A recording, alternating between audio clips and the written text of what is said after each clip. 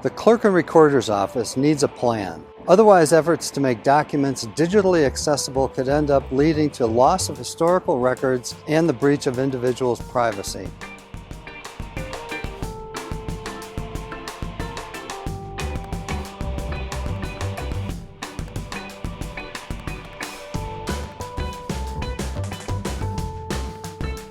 We completed an audit at the Clerk and Recorder's request and found the office is not doing enough to protect personally identifiable information.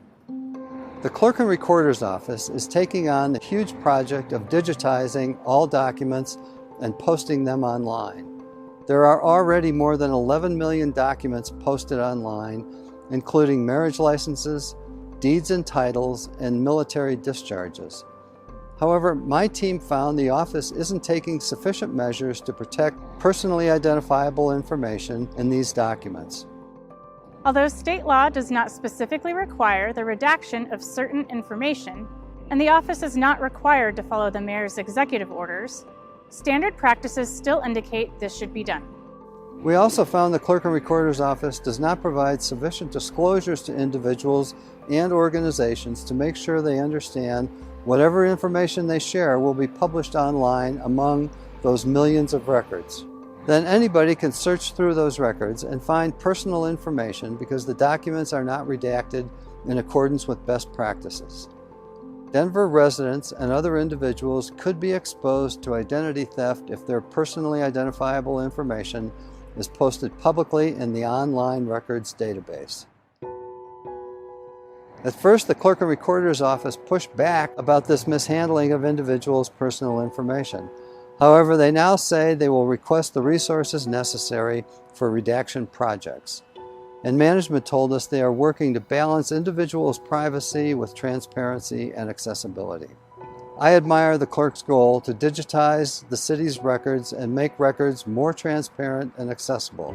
However, management should do all it can to protect sensitive information and to ensure members of the public understand their information will be posted online. In addition to digitization, we also recommended several steps to save historical documents, follow document retention policies, and improve the storage of physical records. Historical records have substantial value in telling the city's story and should be kept indefinitely. However, the Clerk and Recorder's Office does not have a standard for what is considered historical, and no employee was tasked with determining what records are historical. At the time of the audit, some stored records, which may be historical, were stored in rooms with exposed pipes or in buildings with a history of flooding. Records should not be stored in basements, attics, or near any water pipes. Additionally, certain media formats like audio and cassettes degrade over time and should be converted to less risky formats. Without a strategic plan in place for protecting, digitizing, and disposing of records in accordance with retention policies, historical records could be mixed in with other records and lost or destroyed. I hope our recommendations will help the Clerk and Recorder create a strategic plan to prioritize the preservation of Denver's history, encourage transparency, and support the protection of individuals' privacy. Well, that's it for this episode of Ask the Auditor.